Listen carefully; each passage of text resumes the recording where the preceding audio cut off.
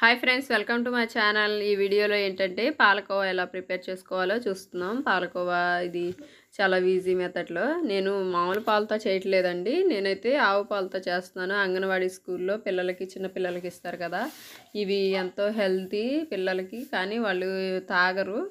ఇవి ఇలా చేసి వాళ్ళకి పెడితే ఎంతో టేస్ట్గా ఉంటుంది, ఎంతో ఇష్టంగా తింటారు. మీరు చూడండి, పాలకోవా చాలా చాలా సింపుల్గా ఉంటుంది.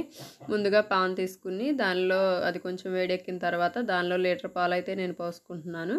ఈ లీటర్ పాలు మొత్తం కూడా నేను పోసేసిన తర్వాత ఇది తరకలు లేకుండా, ఇది అడుగంటకుండా, పైన మీగడ కట్టకుండా ఇలా కలుపుతూ ఉండాలి. కలుపుతూ ఉంటే ఏంటంటే మీగడ కట్టకుండా ఉంటుంది. మీగడ కడితే ఈ టెక్స్చర్ అంతా పాడైపోతుంది అనమాట.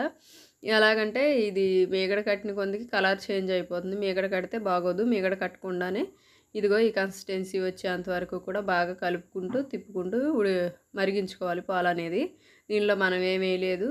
పాలు అయితే చూడండి, లీటర్ పాలు కూడా ఇలా అర లీటర్గా అయిపోయినాయి. ఇవి ఇంకా ఇంకిపోతూ ఉండాలి. బాగా మరిగేంత వరకు కూడా మనకి మంచిగా క్రీమ్ లాగా అయిపోతుంది.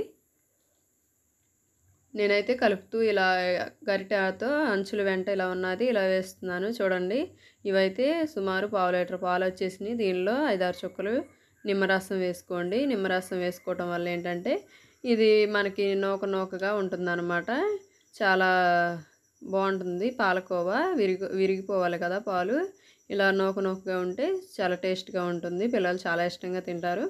చూడండి, దీనిలోనే కొంచెం పంచదార వేసుకుంటున్నాను. నేను లీటర్ పాలకి 100 గ్రాముల పంచదార వేస్తున్నాను. ఎక్కువ వేసినా కూడా స్వీట్ బాగోదని నేను 100 గ్రాముల పంచదార అయితే దీనిలో వేశాను. మీరు కూడా మీ టేస్ట్ని బట్టి, మీరు తినే తీపిని బట్టి మీరు పంచదార వేయండి. చూడండి, ఇలా వచ్చేసిన తర్వాత పంచదార వేసుకుని బాగా కలుపుకోవాలి. బాగా కలుపుకుని పంచదార కూడా దీనిలో కరిగిపోయేంత వరకు కూడా బాగా కలుపుకోవాలి. చూడండి, నేను 100 గ్రాముల పంచదార వేసాను. మీరు ఇంకా కావాలంటే ఇంకో టీ స్పూన్ ఎక్స్ట్రా వేసుకోవచ్చు. ఇది అడగంటకుండా లో ఫ్లేమ్లో పెట్టుకుని పంచదార అంతా కరిగే వరకు కూడా ఇలా ప్రిపేర్ చేసుకోండి. చూడండి, పాలకోవా ఎంతో సింపుల్ అండి. ఇదైతే పూర్తిగా చల్లారేంత వరకు కూడా ఇది ప్రిపేర్ అయిపోయింది. ఇది పూర్తిగా చల్లారేంత వరకు కూడా ఇలా ఉంచేసి, ఇది లేకపోతే మీకు మౌల్డ్స్ ఉంటే మౌల్డ్స్లో వేసుకోండి, లేకపోతే మీరు ఇలాగే ఉండొచ్చుకున్నా పర్లేదు. ఈ స్వీట్స్లో కూడా యూస్ చేసుకుంటారు. చాలా రకాల స్వీట్స్ చేస్తారు. ఇదైతే పూర్తిగా చల్లారిపోయిన తర్వాత ఇదిగోండి ఇలా ఉంది. నేనైతే స్వీట్ చేయడానికని దీన్ని ప్రిపేర్ చేశాను. చాలా టేస్ట్గా ఉంటుంది. మీరు కూడా ట్రై చేయండి. మన వీడియో నచ్చినట్లయితే లైక్ చేయండి, మన ఛానల్ని సబ్స్క్రైబ్ చేయండి.